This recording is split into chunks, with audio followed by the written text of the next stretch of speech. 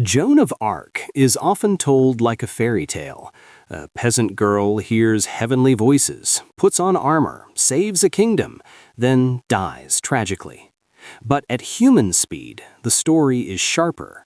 She was a teenager with absolute certainty in an adult world built on doubt, bargaining, and fear. She lived through invasion and civil collapse, was lifted up as a living emblem, then destroyed when that emblem became inconvenient.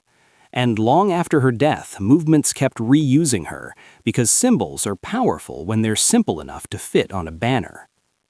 Joan was born around 1412 in Domrémy, a village in northeastern France. The 100 Years' War had dragged on for generations, but for villagers it meant raids, hunger, burned fields, and soldiers who might be protectors one week and predators the next. France was fractured internally too. Rival factions fought for influence, while the English held large territories and backed a claim to the French crown. The heir, Charles, the Dauphin, was uncrowned, politically weak and short of money. Many feared not just defeat, but the end of France as they knew it. That backdrop matters because when normal solutions fail, societies become willing to believe in extraordinary ones, not because people are foolish, but because the ordinary has stopped working.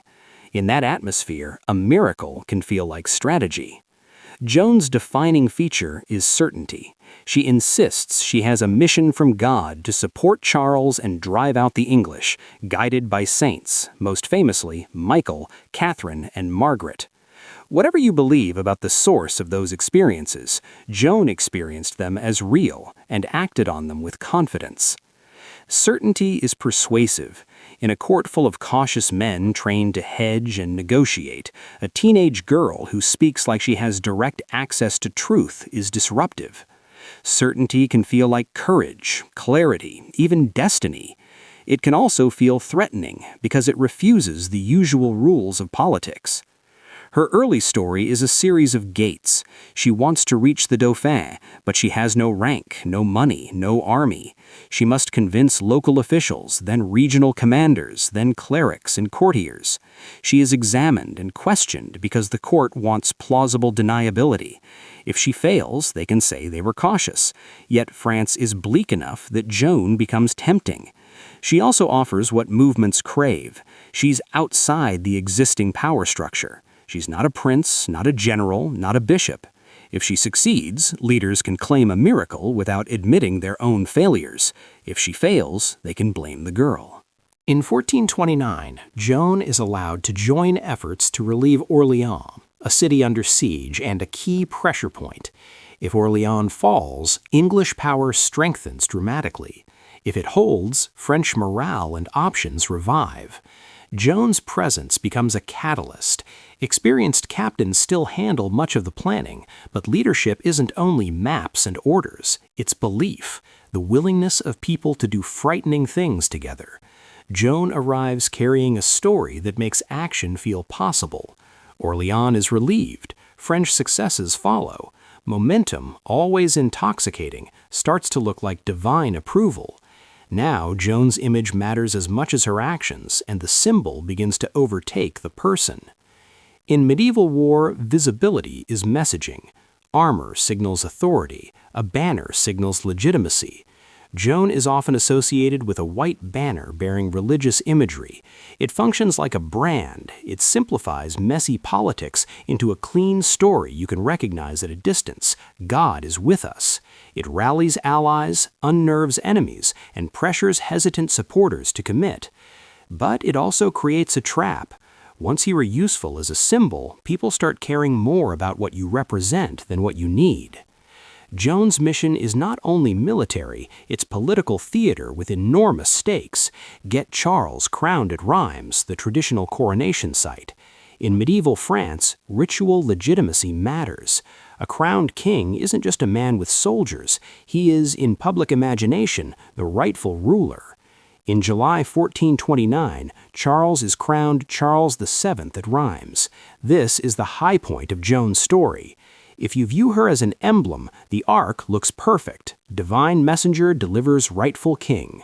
But the moment the symbol completes its function, the value of the person can decline. Leaders may still want your image, but they may no longer want your influence, especially if you keep pushing for bolder action. After Reims, Joan urges aggressive campaigns.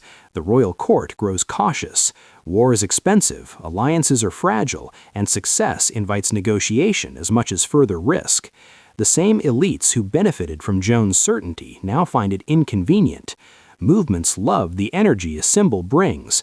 Institutions fear symbols that won't stay in their assigned role. In 1430, Joan is captured by Burgundian forces aligned with the English. Capture is not just a battlefield event, it is an information war. If Joan can be discredited, her achievements can be reframed as fraud or evil, and Charles' legitimacy can be tainted. The English aim to turn a miracle into a warning. She is taken to Rouen and put on trial for heresy. The trial is often remembered as purely religious, but it is deeply political, structured to produce a verdict that serves power. Still, the records show Joan is not naive. She is sharp, stubborn, and quick under pressure, facing questioning meant to trap her into theological error. She answers with a mix of literalness, wit, and refusal to surrender the core of her identity. Here, the human cost becomes unavoidable. Captivity, isolation, relentless interrogation, threats of torture, the looming certainty of death. Sustained fear compresses the world and narrows choices. What is remarkable isn't that Joan never feels fear, it's that she remains coherent in conditions designed to break her. Even clothing becomes a battlefield.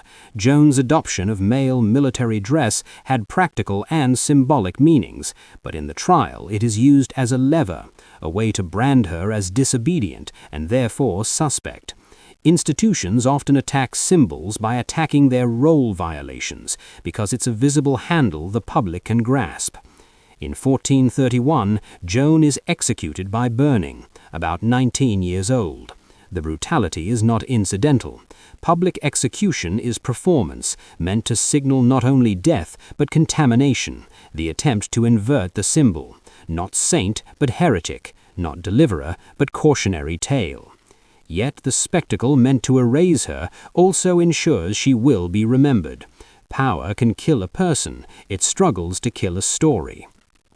And then comes Joan's second life, the life as symbol. Years later, a retrial nullifies the conviction.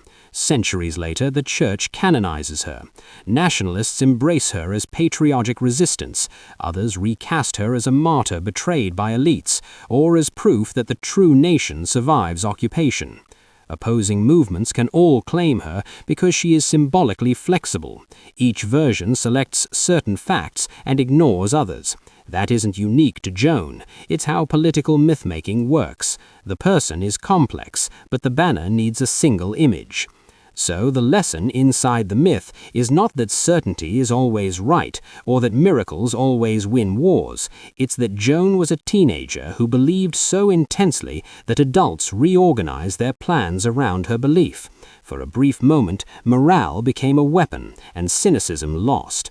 Then the system reasserted itself, and the same world that used her decided she was too dangerous, too uncontrollable, or simply too costly to protect. Joan of Arc's story is not only about France versus England, or faith versus doubt. It is also a warning about how movements treat people when they become useful. The symbol gets celebrated until it becomes inconvenient. The person pays the price. And that is why her story still lands, because we still love symbols, elevate individuals to carry collective hope, and then act surprised when a human being cannot safely live inside an icon.